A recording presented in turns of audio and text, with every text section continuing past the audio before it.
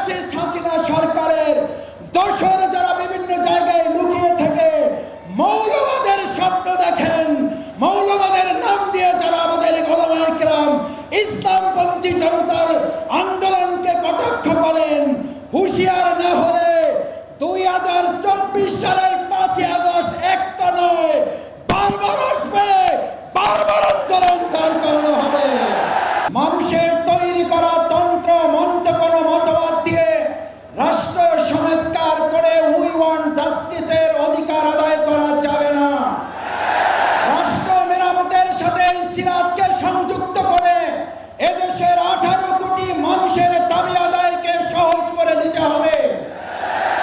যদি সিরাতকে সামনে রাখা হয় তাহলে হযরত ওমরের মতো ব্যবসায়ী তৈরি হবে, আর না হলে সালমান ইব্রাহিম তৈরি হবে।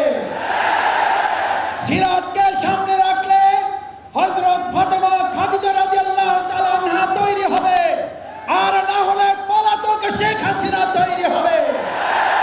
বাংলাদেশের মানুষ সিরাতের মাধ্যমে সেই সোনালী যুগে ফিরে যেতে চায়। সম্মানিত ভাই এবং বন্ধুগণ, সিরাতের মাধ্যমে শিক্ষা ব্যবস্থা তৈরি করলে আজকে তৈরি হবে হযরত ওমর, খাব্বাব, হামজা, তিতুমীরের মতো অনুসারী, আর না হলে তৈরি হবে হেলমেট এবং হাতুড়ি লীগের বাহিনী। আজ জানতে চাই এই তৌহিদি জনতা হাতুড়ি লীগ আর হেলমেট চায় নাকি তিতুমীরের বাহিনী চায়? সম্মানিত ঢাকাবাসী, আমরা বাংলাদেশের মানুষের কাছে আহ্বান জানাতে চাই, এই প্রিয় মাতৃভূমি বাংলাদেশ, এই বাংলাদেশে যারা ইতিমধ্যে চোরের খনি আবিষ্কার করেছেন আর সেই বাংলাদেশে সিরাতের শিক্ষায় শিক্ষিত হয়ে 2 টাকার অন্যায় করেন নাই, দুর্নীতি করেন নাই, মসজিদ ইমামতের পাশাপাশি মন্ত্রণালয় পরিচালিত করতে পারে, চোরের সোনার খনির বিপরীতে সিরাতের অনুসারীরা সোনার মানুষ উপহার দিতে সক্ষম হয়েছে। আপনারা এই দেশের মানুষ কি দিয়েছেন? চোরের খনি। আমরা দিয়েছি সোনার মানুষ। আজ সিদ্ধান্ত নিতে হবে আগামী দিনে সুন্দর বাংলাদেশ তৈরি করার জন্য, সোনার বাংলাদেশ তৈরি করার জন্য সিরাত ছাড়া সোনার মানুষ তৈরি করা যাবে না, সোনার বাংলা উপহার দেওয়া যাবে না।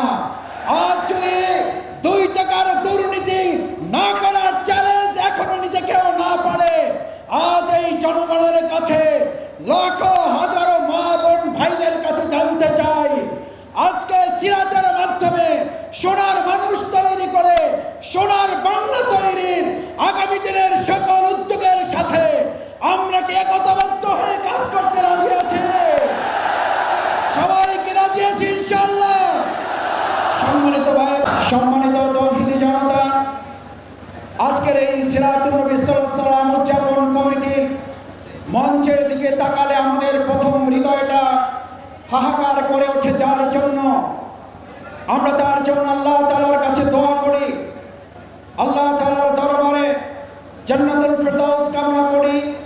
আমাদের কোরআনের পাখি, কোরআনের তাফসীর কারক হযরত মাওলানা দেলোয়ার হোসেন সাঈদী রাহমাহুল্লাহ, আল্লাহ সুবহানাহু ওয়া তাআলা তাকে জান্নাতুল ফিরদাউসের জন্য কবুল করুন।